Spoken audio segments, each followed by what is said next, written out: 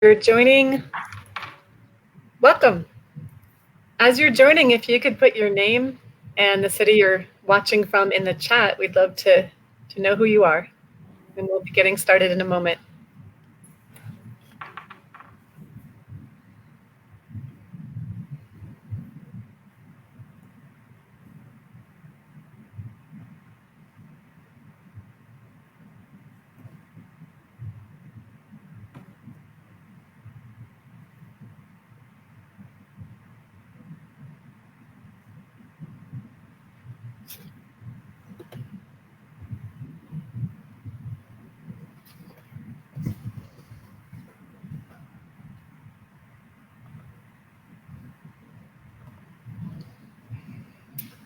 So we're going to get started.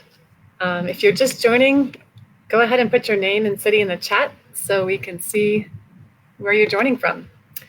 And welcome, my name is Sayrah, and I'm the co-director of the AFSC New Mexico program. I'm so happy to be joined by my colleagues in Farming for Social Change. We're going to show you some photos as I give the overview, and then I'm going to hand it off to my colleagues. So for over 40 years, AFSC has had international and US-based programs that support farming to bring peace and economic, social, and environmental justice. Growing food is a practice that land-based people knew how to do before and after imperialism and white supremacy created forced migration, displacement, and environmental destruction across the globe. Today, AFSC is accompanying community members to relearn traditional and sustainable farming ways, building economic and environmental justice while increasing the well-being of neighborhoods they live in. At AFSC, our programs support the leadership of oppressed people to create spaces that support livelihood and self-determination. Our work towards justice is shaped by the places and people with whom we work, and our programs are diverse for that reason. Through this work, communities are building neighborhood resiliency in the presence of increasing climate change. Recognizing our similar visions towards justice, the rise in state violence, and limited access to land and water, AFSC's programs working towards food justice decided to convene. So in 2017, AFSC programs from Baltimore, Los Angeles, New Mexico, and New Orleans gathered for 2 days to build understanding of each other's work, brainstorm ways to support each other, and to collaborate. From this gathering, AFSC staff decided to create a collective vision through Farming for Social Change that would further support us to build together in solidarity in the United States and transnationally. We're happy that the North Korea staff are part of this collective now too. The Farming for Social Change Collaborative believes in the need to farm with and for communities most impacted by historical injustice in order to increase health, self-determination, environmental justice, and economic justice. Our methodologies include using popular education, community organizing, leadership development, and building farms and community gardens to create these long-term, sustainable, and just changes. Through Farming for Social Change, we hope to see a world that values and centers the leadership of those most impacted by historical and state violence to create systemic change. So with that, I'm going to turn it over to my colleagues from New Orleans, New Mexico, and North Korea to tell you more about specifically how we work in communities. Dee Dee? Thanks, Sayrah. I'm Dee Dee Green. Hello, everyone. I work with the Piece by Piece program in New Orleans. We support and mobilize Black youth and young adults through political education and community organizing to realize sustainable communities that are rooted in self-determination and community control. So we manage garden properties in Holly Grove. It's a traditional New Orleans neighborhood in the 17th Ward. We host a summer camp and enrichment activities that teach neighborhood youth methods of sustainability. We work in partnership with 3 community institutions. They include Holly Grove Neighbors Association, St. Peter AME, and Dunbar Elementary. And to date, we've hosted community food shares, feeding about 540 residents and distributing about 4,500 pounds of produce. 500 of that has come from our actual garden. So our program addresses food insecurity. That's an ongoing reality for many communities, and COVID's only served to exacerbate that insecurity in communities that are already vulnerable. So food insecurity is basically the lack of access to enough food. In Orleans Parish, there are about 70,000 people who are food insecure out of a population of 390,000. And the child food insecurity rate is like 26%. So while that's reason enough to do this work, we also understand that our work benefits the climate and it helps to support and promote a fair and equitable economy. So our program work supports sustainability.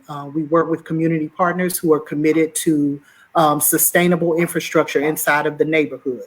For example, we've secured funding or helped Holly Grove neighbors rather secure funding to install a solar powered community pantry or fridge on one of our garden properties. And recently we've been talking about solar powered eco benches that help, that are charging stations, but they also help with water retention.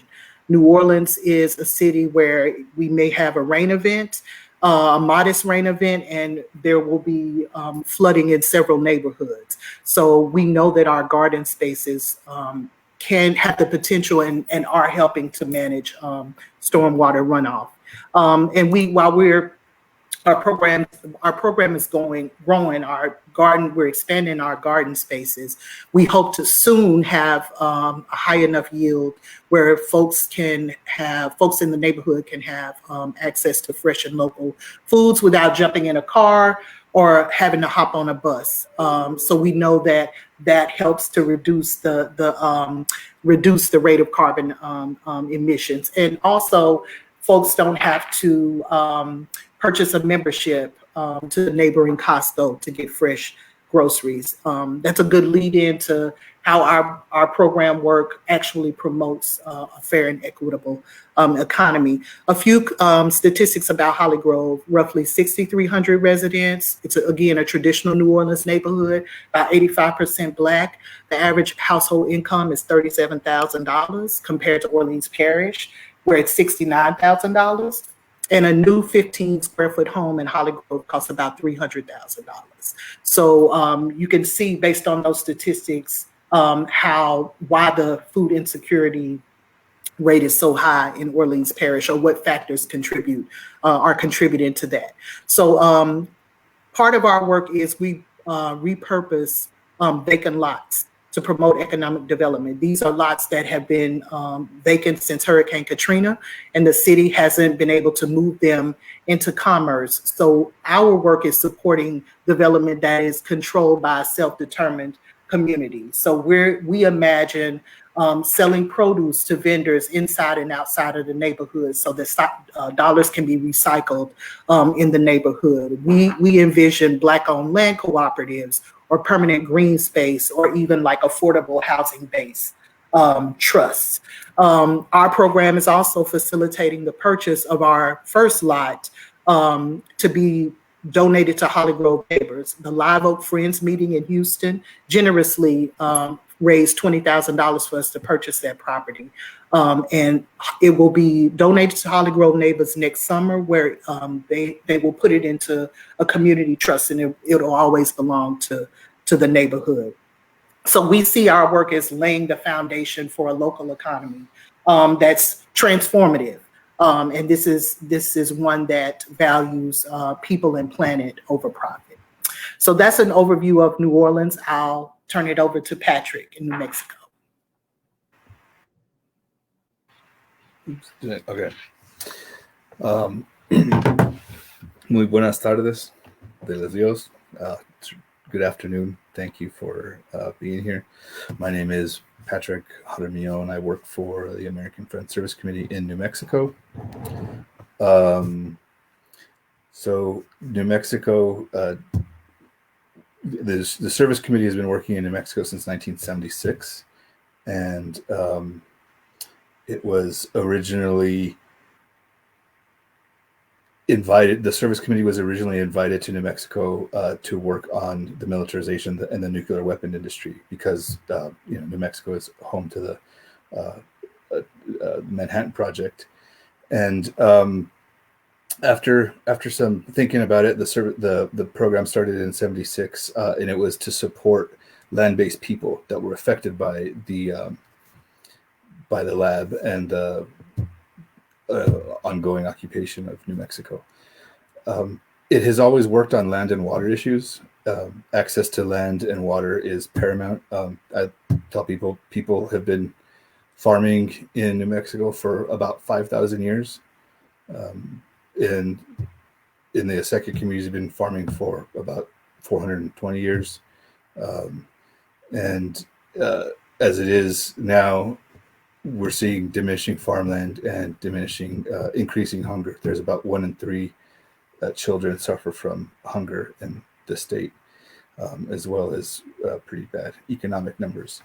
But access to land and water has always been the core the core work of the service committee. And since I think about 2007, they've been specifically working on farming, and have been work all over the state, and have implemented farm training programs where we're teaching people to farm using traditional and modern techniques. We've done cooperative development where we encourage folks and demonstrate the power of cooperative economics. We've also, to that end, have been advocating and have passed some policy getting funding for school purchases. So we have a farm to school program where we work with between 4 and 7 school districts that are located in areas, the traditional farming areas, and areas that have either farm training programs or the cooperatives. We've also expanded into a farm to ECE, the early childhood education, like daycares and Head Starts. So we're linking farmers with those providers, those institutions as well. You're gonna have to bear with me. The live stuff is kind of rough for me. But what I will say is, hunger, this intersects with a lot of things. But ultimately, what this has been about, we get pigeonholed a lot as a farming organization or a hunger organization. But AFSC, being a justice organization, has really worked hard to keep that piece in the conversation, the justice piece in the farming and food conversations here in New Mexico. Ultimately, what it comes down to is water, because you can't farm without water. Earlier, it was about access to land. Now it is access to water. We are in a very severe drought. We are worsening conditions, and we are over adjudicated. There are more mouths. It's people are thirstier than there is water, and how we manage that resource is basically the work ahead of us, because our traditional ways have been proven resilient if we are allowed to practice our traditional ways, and if the traditional people have access to and decision and control over the management of those resources, we can survive. We can get through this together. But climate change is very real. It is very much a threat, and it is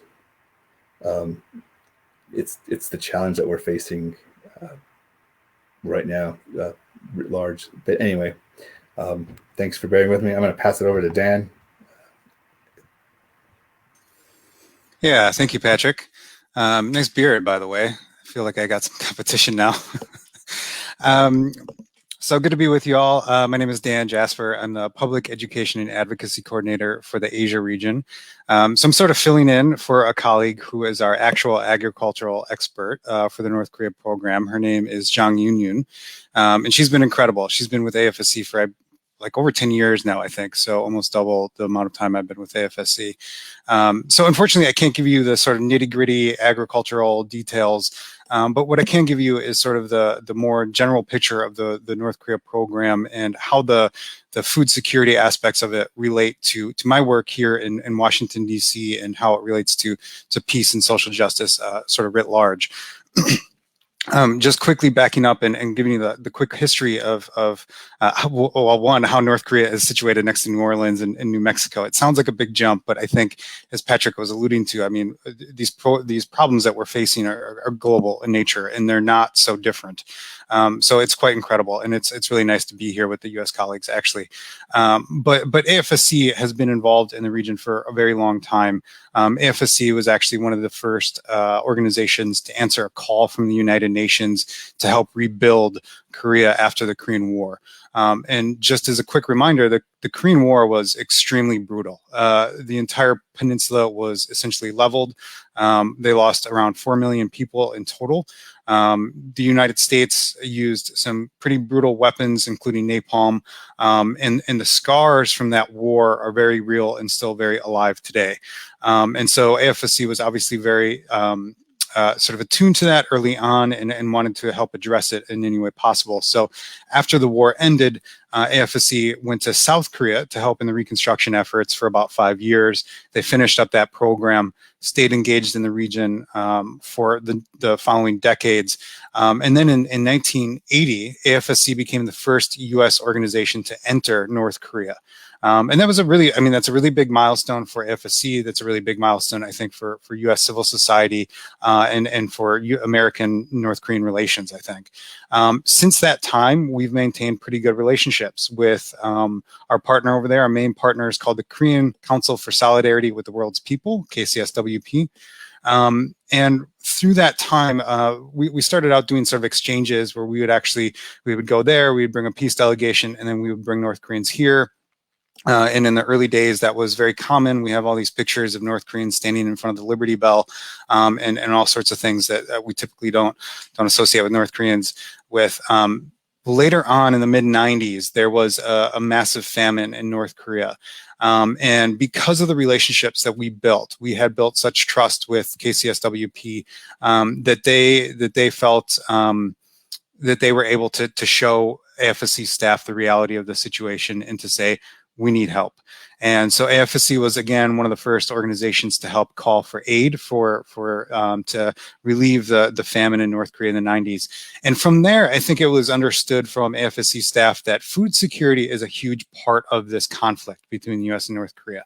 One thing I didn't cover here is that the war actually never ended. It was signed, the involved parties signed an armistice or a ceasefire, but it was never totally ended. And that is why we find ourselves in the situation we do today with North Korea building nuclear weapons and feeling on the defensive, because we're still at war with them. So we realize that food security is a big part of this, and that you can't have global security without addressing individual security. And so from there, we started an agricultural assistance project, which we still run today, which is basically working with 4 cooperative farm managers, as well as the Agricultural Academy of Sciences, to develop conservation agricultural techniques. So just a few examples that I'm more familiar with is, one is helping in greenhouse construction. I know that our staff union in particular, was really good at introducing technologies that allowed them to build greenhouses in such a way that it didn't require heating in the winter, and so they could grow vegetables in the winter, and that's huge for nutrition, obviously. And they got so good at it that they could grow strawberries in the winter, and that's a really big deal. And another good example of this would be the fact that we introduced it's called like rice trade seedlings. They're just like these plastic trays with these little sort of like cups in them, and you start the rice seedling in these little trays, and then when it comes time to plant it in the field, because there's a transplanting process that happens with rice, you can just pop it out and you can throw it in the field. As they did it before, they would grow it in these like little mini greenhouses in the ground. And so when you pull out the rice plant to throw it in the paddy, you're tearing at the roots. And so that naturally is tough on the plant, and you lose around 10 to 15% of yields, which is huge for a country on the margins. So we helped introduce rice plastic trays, and those were really successful in our cooperative farms, and it was expanded to, I believe, 72,000 other individuals were impacted by that. It was expanded beyond our project for a total of 72,000. No, sorry, a total of 84,000. We work with 12,000 families, but it was expanded beyond that. And then eventually it became national policy to use these rice plastic trays for rice farmers. They don't always have the capability to do that, but that's quite incredible, I think, to say that, you know, we helped introduce this technology and that it was adopted. It's not really a narrative that you hear too often about North Korea and feeding its people. That's something I'm happy to get into in the Q&A. I think we're running a little bit low on time, but just quickly to sort of tie a bow around all this. The food security is not all that we do with North Korea at this point. We do have myself and another staff member as well. We do try to raise what we learn on the ground to the public, to members of Congress, to the State Department, to the Treasury Department, to anybody, you know, officials at the U.S. As well as the UN, and anybody who will listen, really, because we're trying to help introduce, I would say, a more humanizing narrative of North Korea. I think one of the questions I get often when I come back from North Korea is, aren't those people all robots? And it really breaks my heart, because obviously they're human beings, and when you spend time with them, they're funny. I might dare to call a few of them my friends. You start to build bonds, and you start to understand how they view the world, which is absolutely invaluable. And it's something that, unfortunately, U.S. policymakers aren't exposed to too much. So it does allow us a great opportunity, I think, to speak to a few different layers of the conflict. So not only are we allowed to speak to what we see in terms of humanitarian assistance, there are all sorts of problems that we're dealing with in terms of U.S. regulations right now, although COVID has slowed everything down because North Korea shut its borders for aid. But before that, the U.S. government has travel restrictions in place. They have all sorts of sanctions, red tape that we have to jump through to send aid. So we can speak to that, and we can go to members of Congress and say, look, we're facing all these issues, we really need help. But then we can go layers above that too, and we can say, we also see other humanitarian needs here that are pressing. We have very good ties with the Korean American community here in the United States, and we say, look, the Korean American community has been left out of this conversation. Many of them are trying to reunite with their family members in North Korea and haven't been allowed to do so in the last few years. We also partner with family members of service members who were left in North Korea after the war. There are about 5,000 POWs, MIAs left in North Korea that we try to work with both sides to bring back home and to repatriate. And then, of course, there's the larger issue of the war writ large.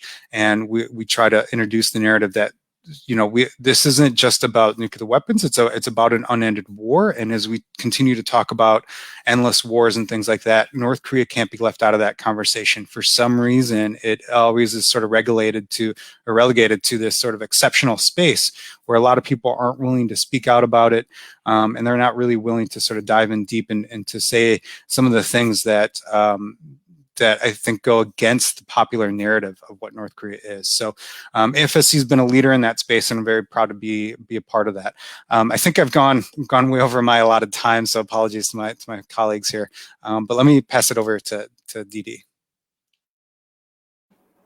You're good, Dan. Thanks, everybody. So now we have a few minutes if folks have questions or want to respond to anything that you've heard today. I'll read a few of the comments in case we don't get any questions, but a few of us rock, apparently. We have a great deal of our colleagues are on or tuning in or watching or whatever, and folks are affirming our work. So cool to hear all of this. Investing in small family, this is from Allison. Investing in small family and community farms not only mitigates food insecurity, but could save the biosphere. By big agriculture, advocates monoculture, big agriculture, Monsanto, e.g., example given, advocates monoculture, e.g. a single genetically modified species. In evolutionary terms, this is a blueprint for extinction and famine. The more species and varieties and more different local environments, the better chances of survival. Our biosphere is battling overpopulation. Sorry if I mispronounced. Environmental degradation from extreme weather events due to global warming. Such important work from Lewis. Thanks, Lewis. Yeah, go ahead, Sayrah. I just wanted to share too, it's nice to see folks from Baltimore and LA on here. So they're not, our colleagues from those programs aren't with us because that would make a really large, but again, to show that our Farming for Social Change at AFSC also, it's all of us here and the staff from the Baltimore and Los Angeles. And I'm happy to see a Farm Worker Alliance here. I'm not sure where FIU is, but definitely these issues when we support these sustainable farms that don't exploit the earth and don't exploit people, then we are, part of that farm worker movement too. So nice to see the Farm Worker Alliance. So yeah, if there are, Keith has a question from Patrick. Can you talk a little bit more about water in your work? I'll talk about water all day, but specifically in our work, I mean, it has been mentioned. It's been over. Water is life. There's just it's hard doing this kind of. The reason I kind of struggle talking about this is it's really a different frame of mind. I mean, we're getting to the idea of sustainability and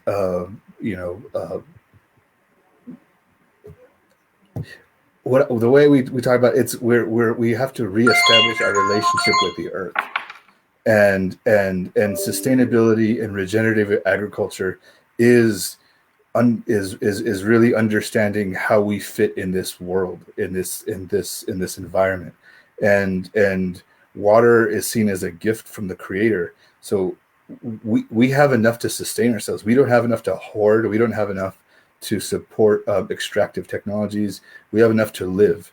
The water managing systems are called acequias here. There's some part in the non-indigenous. The indigenous farmers have been practicing, like I said, for about 5,000 years. Acequia communities came with the Spanish, and acequias come from the Middle East, from Asia. And it's on the principle, it's based on the premise that everybody has a right to exist. And that's why I like working with the Quakers, is it's just so affirming of life. So if everybody has a right to exist, everybody has a right to live, everybody has a right to water. And so unfortunately, under the US occupation or under the US regime, water is commodified and water is quantified. And so you're given a piece of paper that says you have a right to divert so and such an amount of water. But from year to year, there's different amounts of water in the river.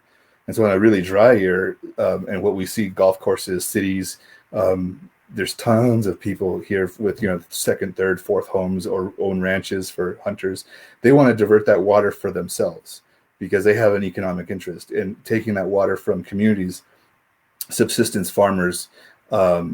I mean, it literally is. It's not, they're not hot wars. Sometimes they do turn hot, but it's a war of paper, and it's this long ongoing. Like I said, for the last 200 however many years since Kearney invaded, it's just been a question of who gets to exist here, and so they may not shoot you in the face, but they're going to take your water rights, and then you got to leave. You're going to die. You not starve to death, die of thirst, or leave. So water. I mean, everything is about water in this place. I don't know if that answers, or if I don't know.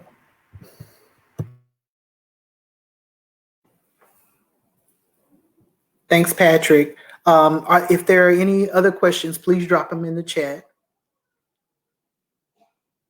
Keith says, thank you for your comments.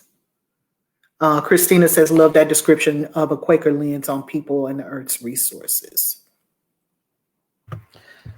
Can I speak to that if it's okay with everybody? I think I really appreciated working for the service committee. Because of the Quakers, I was introduced to the term right relationship. And I think that is very, very much how we traditional no Mexicanos, land-based people, and it's not just limited to, like we're saying, land-based people all around the world understand that we need to live in right relationship, and there's so many things because of the multiple layers of colonization here. There's a lot of coming from a Catholic perspective is reconciliation. There's a lot of reconciliation to do in this place, among peoples and among our environment. And that right relationship is we need to work. We need to work really hard to establish that. And so I appreciate, as a Catholic, I'm not Quaker, but I really appreciate working for the Service Committee and expanding not the vernacular, but the vocabulary for things like this.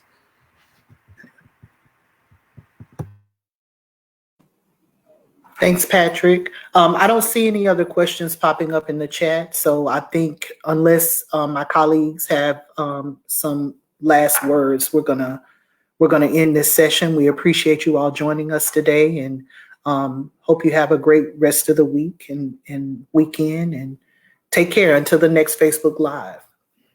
Thanks, everyone. Thanks all.